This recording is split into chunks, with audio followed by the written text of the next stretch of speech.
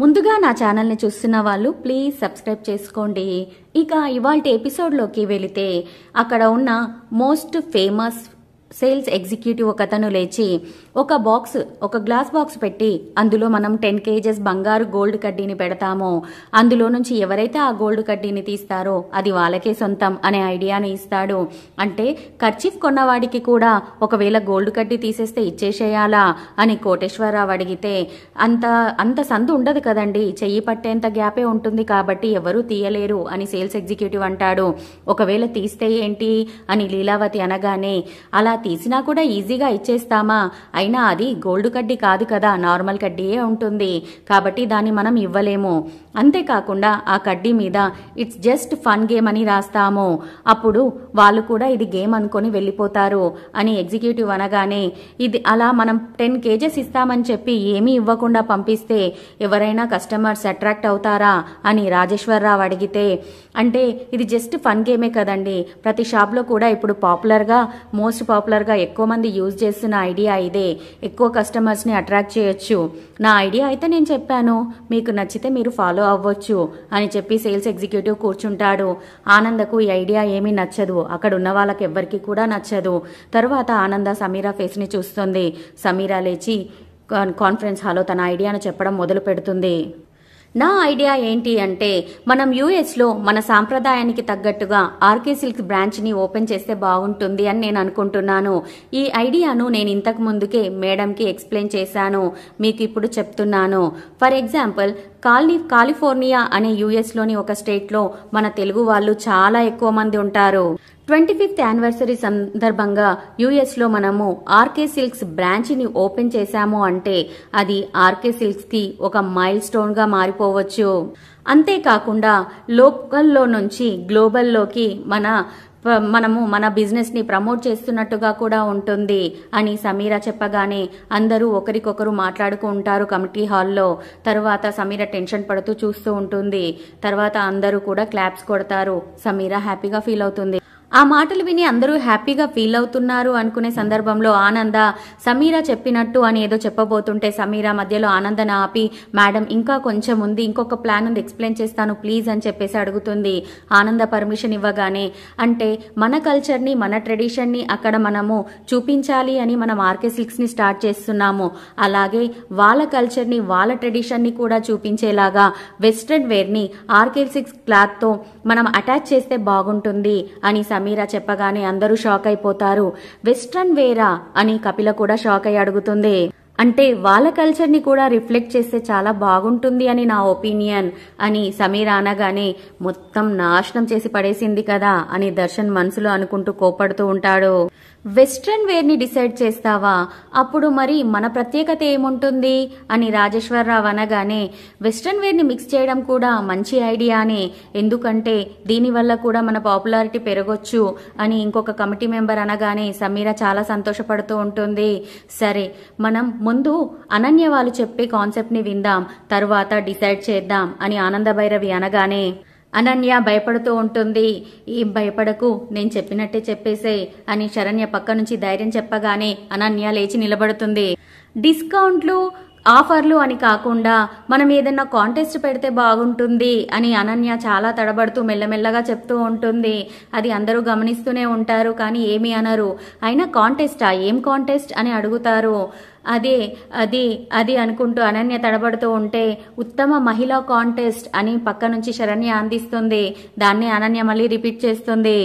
ఇదైతే లేడీస్ని బాగా అట్రాక్ట్ చేయొచ్చు అని అనన్య అనగానే లేడీస్ని అట్రాక్ట్ చేస్తున్నారు బానే ఉంది, అంటే ఆర్కే సిల్క్స్కి మగవాళ్ళు రాకూడదు అని అంటున్నారా అని ఒక ఎంప్లాయ్ అడగగానే అదేంటంటే అని అనన్య తడబడుతూ ఉంటే మా అక్క ఇంతమందిలో మాట్లాడడం ఇదే మొదటిసారి, అందుకే తను మాట్లాడలేకపోతుంది, తన ఐడియా అంతా నాకు తెలుసు, మీరు ఒకవేళ పర్మిషన్ ఇస్తే నేను ఎక్స్ప్లెయిన్ చేస్తాను అని శరణ్య చెప్పి అనన్య ఐడియాగా శరణ్య ఐడియా అని శరణ్యనే చెప్తూ ఉంటుంది. ఉత్తమ సాంప్రదాయ మహిళా కాంటెస్ట్ ఇది మనము లేడీస్ని అట్రాక్ట్ చేయడానికో పబ్లిసిటీని పెంచుకోవడానికో చేసేది కాదు, మనకి కస్టమర్స్కి మధ్య ఉన్న రిలేషన్షిప్ని బాండింగ్ని మనము ఇంకా ఎక్కువగా చేసుకోవడం కోసం.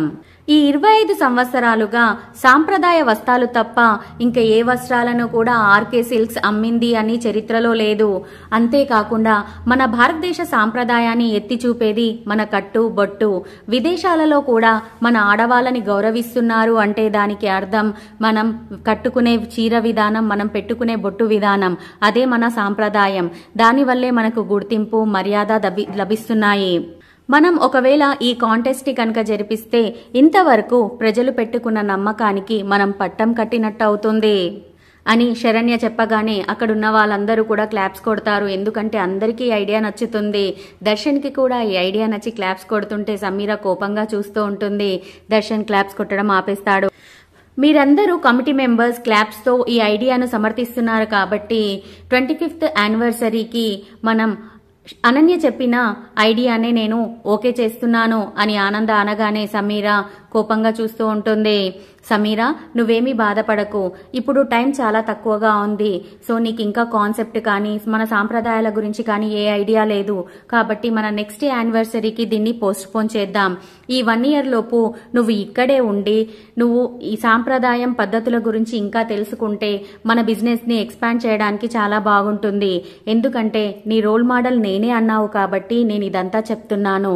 నువ్వు ఇక్కడ ఉండి అన్ని అబ్జర్వ్ చేసి ఎలా పెట్టాలి, ఎలా నడపాలి అన్నది తెలుసుకొని నువ్వు బిజినెస్ లో నా అంత ఎత్తుకు ఎదగాలని నేను మనస్ఫూర్తిగా కోరుకుంటున్నాను అని ఆనంద అనగానే సమీర ఏమీ అనలేక సరే అని అంటుంది.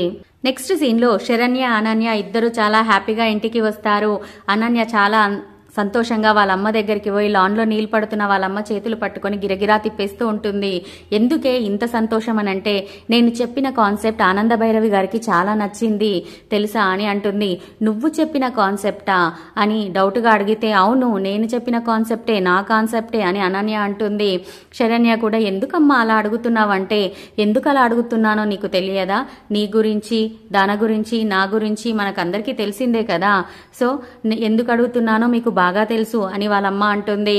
అవును, శరణ్యనే ఆ కాన్సెప్ట్ చేసింది. అయితే ఏంటి, ఇప్పుడు నువ్వు వెళ్ళి ఆనంద భైరవి గారితో ఇది నేను చేసిన కాన్సెప్ట్ కాదు శరణ్య చేసిన కాన్సెప్ట్ అని చెప్తావా ఏంటి అని అనన్య కోపంగా అడుగుతుంది.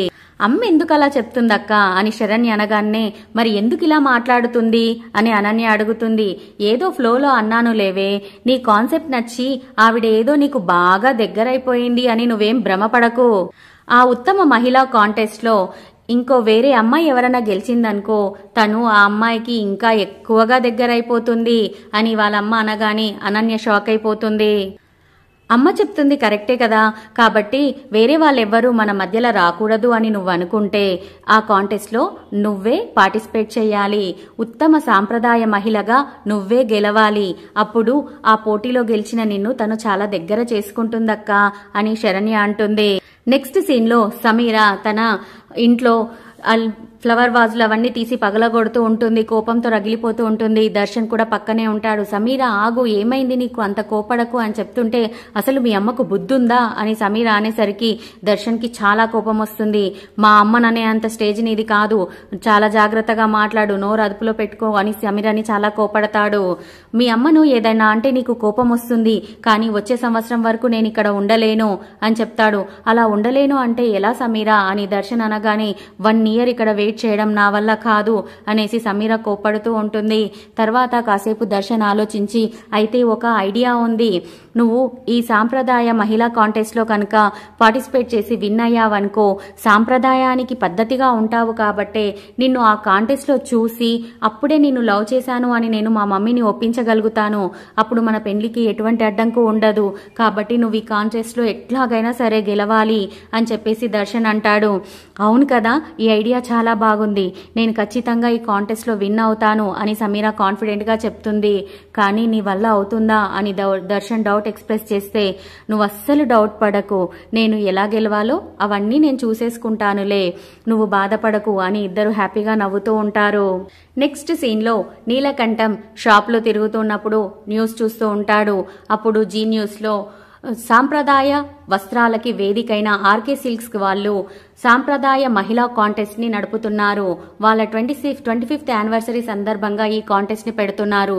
కాబట్టి మహిళలందరూ దీనికి అర్హులే, ఎవరైనా సరే పార్టిసిపేట్ చేయొచ్చు అని అక్కడ టీవీలో యాంకర్ చెబుతూ ఉంటే నీలకంఠం కోపంతో రగిలిపోతూ ఉంటాడు.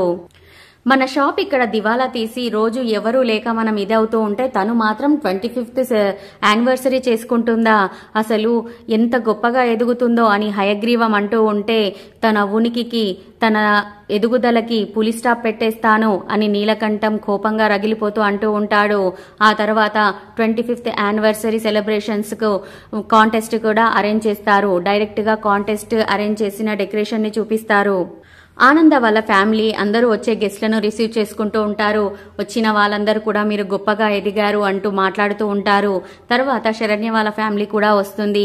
అనన్య కూడా పార్టిసిపేట్ చేస్తుందని విన్నాను అని ఆనంద భైరవి అనగానే, అవును తను కూడా సాంప్రదాయానికి పెట్టింది పేరుగా ఉంటుంది కదా, కాబట్టి సాంప్రదాయం తను ఒకటే అని ప్రూవ్ చేసుకోవడానికి మా అక్క ఇందులో పార్టిసిపేట్ చేస్తుంది అని శరణ్య మాట్లాడుతూ ఉండగానే సీరియల్ అయిపోతుంది.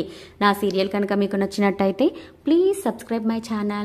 Give one like. Thank you so much, friends. Bye bye.